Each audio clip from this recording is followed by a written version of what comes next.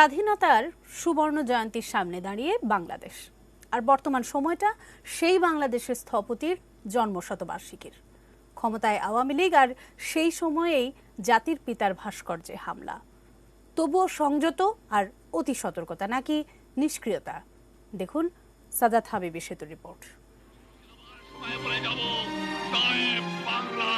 ৭৫-এর পর বারবার এই বাংলার ইতিহাস থেকে মুছে ফেলার চেষ্টা হয়েছে তার স্থপতির নাম। পিতা হত্যার বিচার চাইতে এ জাতির অপেক্ষাটাও ২ দশকের। এই ২ দশক মাঠের রাজনীতিতে মার খেয়েছে দল আওয়ামী লীগ। তবে সময়ের সাথে পরিণত হয়েছে দলটা, যার নেতৃত্বে শেখ হাসিনা আর আদর্শিক মশাল শেখ মুজিবুর রহমান। সেই আওয়ামী লীগ টানা তৃতীয় মেয়াদে ক্ষমতায়। জাতির পিতার জন্মশতবার্ষিকীতে তার প্রতি শ্রদ্ধা জানাতে দেশ জুড়ে মুজিবের ভাস্কর্যের পরিকল্পনা সরকারের। এ নিয়ে হুট করেই মাঠে ধর্মভিত্তিক উগ্রগোষ্ঠী হেফাজত আর খেলাফত মজলিস। ১৩ই নভেম্বর ঢাকার ধুলাইখালে ঔদ্ধত্যের চূড়ান্তে মৌলবাদীরা।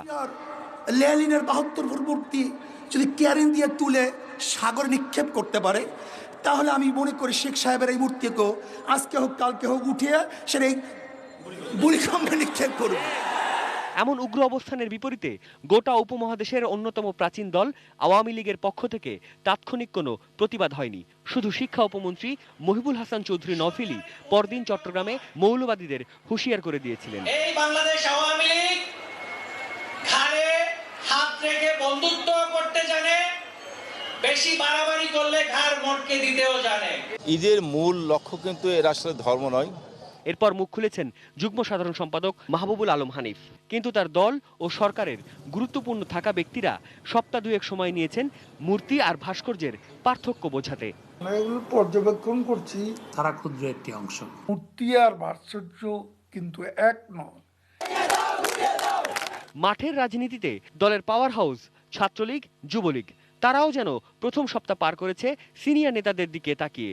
অভ্যন্তরীণ কোন্দল কিংবা ডাকসুর সাবেক ভিপি নুরুল হক নুরুর বিরুদ্ধে হার্ডলাইনে থাকা ছাত্রলীগ এই ইস্যুতে মাঠে যেতে সময় নিয়েছে ১৫ দিনের বেশি। বড় কথা, আন্দোলন শুরুর কোনো সঠিক দিনক্ষণের প্রশ্নটি আসলে মুখ্যনের সবচেয়ে জরুরি বিষয়, যে কবে নাগাদ আমরা এই মৌলবাদীদের বিরুদ্ধে স্থায়ীভাবে বিজয়ী হতে পারবো। তবে মৌলবাদীরা কিন্তু তাদের টার্গেট অর্জনে এই ২০ দিন মাঠে সামাজিক যোগাযোগ মাধ্যমে ঠিকই সক্রিয় ছিল। মিথ্যা তথ্য, গুজব আর ধর্মপ্রাণ বাঙালি সেন্টিমেন্ট নিয়ে খেলা সব করেছে তারা। আঘাত করেছে জাতির পিতার ভাস্কর্যে। এরপরই মাঠে নেমেছে আওয়ামী লীগ। তবে ওই যে সঙ্গে তাদের ইস্পাত কঠিন এক সতর্কতা। হুঙ্কার বক্তব্য কর্মসূচির বেশিরভাগটাই অনলাইনে। ৯৩ নির্বাচনের আগে আওয়ামী লীগের মাথার মধ্যে দেখবেন যে টুপি ঢুকেছে। তারা আপনার এই যে কথায় কথায় ধর্মের এই যে ন্যারেটিভ, যেটা কাউন্টার ন্যারেটিভ আওয়ামী লীগ দেওয়া শুরু করেছে, বঙ্গবন্ধু ইসলামিক ফাউন্ডেশন তৈরি করেছে, এইসব ব্যাখ্যা হাজির করতে হয়েছে। ফল পেয়েছে। ৯৬ আওয়ামী লীগ ক্ষমতায় এসেছে। আবার যখন ২০০১-এ আপনি আসেন, সেই সব জোট একসঙ্গে হলো, আওয়ামী লীগ হেরে গেল। কেউ তো বলেই দিলেন যে মানুষটার হাতে এদেশ, তার ভাস্কর্য ভাঙার ঘটনাটা নাকি বিচ্ছিন্ন ঘটনা।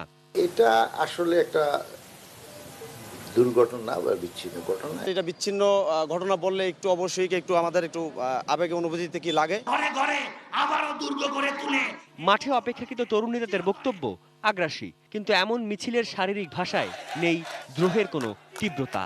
কনফ্রন্টেশনে যাবে না এক ধরনের আলোচনার মধ্যে দিয়ে যাবে, এই দোটানার মধ্যে দিয়ে চলছে বলে আপনি যে সময়টা উল্লেখ করেছেন ১৩ই নভেম্বর থেকে আজকে ৬ই ডিসেম্বর, এই যে ২০-২২ দিন লেগে গেল, এই দোটানার মধ্যেই আওয়ামী লীগ আছে বলে আমি মনে করি।